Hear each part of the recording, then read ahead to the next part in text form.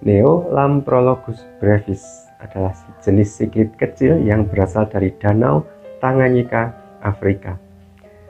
Siklit ini itu termasuk jenis ikan yang lumayan disukai untuk dipelihara karena memiliki tubuh yang indah dan mudah dipelihara, serta jinak bisa dicampur dengan jenis-jenis siklit yang lain. Ikan siklit ini itu punya sifat yang unik, jadi dia itu sangat suka sekali untuk hidup tinggal di dalam cangkang keong. Di habitat aslinya sana, dia itu tinggalnya itu di cangkang keong yang sudah kosong. Jadi oleh sebab itu, maka siklit ini masuk dalam kelompok cell dweller atau siklit penghuni cangkang. Ketika dipelihara di akuarium, siklit ini sangat mudah sekali untuk berkembang biak, mudah sekali untuk kawin dan menghasilkan anakan. Bagi teman-teman yang tertarik untuk membiakkan siklit jenis ini ada beberapa tipsnya supaya teman-teman itu bisa mengembang biakkan dan bisa menghasilkan anakan yang bisa teman-teman jual untuk dikomersilkan. Ukuran akuarium yang bisa digunakan untuk membiakkan Neolamprologus brevis minimal adalah panjangnya itu 40 cm.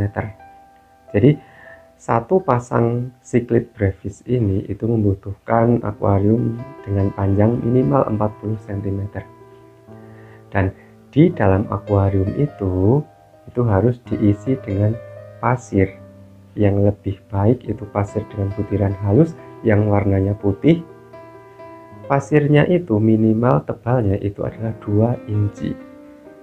Dan juga diberi cangkang-cangkang keong yang sudah kosong.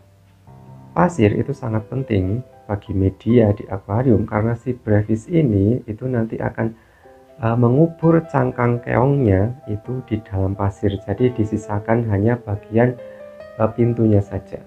Jadi dia punya sifat untuk mengubur rumah cangkang keongnya di dalam pasir.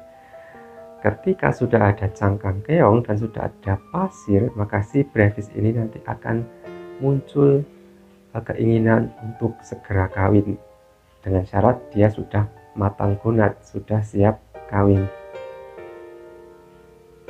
Untuk membedakan jantan dan betina itu cukup mudah, bisa dilihat dari ukuran tubuhnya. Jadi brevis jantan itu berukuran lebih besar daripada brevis betina. Kalau yang jantan itu ukurannya dewasa sekitar 5 cm, kalau yang betina itu lebih kecil sekitar 4 cm saja.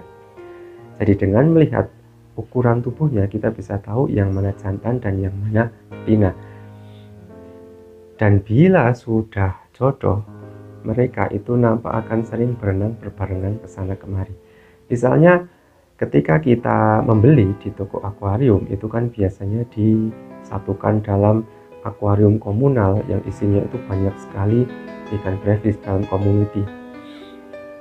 Nah, dari situ kita bisa memilih ikan jantan dan betina yang sudah pairing atau yang sudah berpasangan. Pun seandainya tidak ada yang sudah berpasangan, kita bisa memilih ikan yang ukurannya besar dan ikan yang ukurannya kecil. Itu kemungkinan jenis kelaminnya adalah jantan dan betina. Setelah kita memilih jantan dan betinanya, maka kita bisa memasukkan langsung ke dalam akuarium perkawinan tadi. Ketika misalnya kita ingin mengawinkan lebih dari satu pasang, misalnya 2 pasang, 3 pasang, maka dibutuhkan akuarium yang ukurannya lebih besar dari 40 cm tadi. Jadi kalau 40 cm panjangnya itu untuk satu pasang saja. Tapi kalau untuk 2 pasang, 3 pasang, maka akuarium yang dibutuhkan itu juga harus lebih besar. Ketika sudah siap kawin, itu si betina itu nanti akan ada di sekitar cangkang keong rumahnya. Si betina nanti akan memunculkan gerakan-gerakan tertentu yang sifatnya itu menarik perhatian jantan untuk kawin. Nah, si jantan yang melihat gerakan-gerakan si betina itu nanti akan menilai apakah dia tertarik atau tidak. Nah, ketika si jantan itu sudah tertarik untuk kawin, sudah menunjukkan gerakan-gerakan tertarik untuk kawin, si betina itu nanti akan masuk ke dalam cangkang keongnya, ke dalam cangkang rumahnya. Kemudian si betina nanti akan bertelur di dalam cangkang itu. Setelah si betina selesai bertelur, si jantan itu nanti akan menuju cangkang keong tadi, kemudian mengeluarkan spermanya dan dimasukkan ke dalam cangkang keong agar terjadi pembuahan. Setelah telur dibuahi, itu si jantan biasanya akan pergi meninggalkan cangkang keong dan telurnya. Yang akan menjaga telur-telur itu adalah si betina. Si betina ini akan menjaga telurnya sampai menetas. Ketika si jantan mencoba untuk mendekati telur tersebut, biasanya akan diusir oleh si betina tadi. Telur-telur tersebut itu akan menetas sekitar 2-3 hari tergantung dari suhu ruangan. Nah, setelah telur ini menetas, anak-anaknya itu biasanya belum bergerak, dia masih menempel di sekitar keong tempat tinggalnya. Setelah 3 hari kemudian, barulah si larva ini itu nanti akan mulai bergerak-gerak dan berenang di sekitar cangkang keong. Si betina ini masih akan terus menjaga anak-anaknya di sekitar rumah keongnya tadi. Anak-anak yang masih kecil, masih larva yang baru menetas ini, itu tidak akan berada jauh-jauh dari cangkang keongnya. Jadi dia akan beraktivitas di sekitar cangkang keong itu tadi.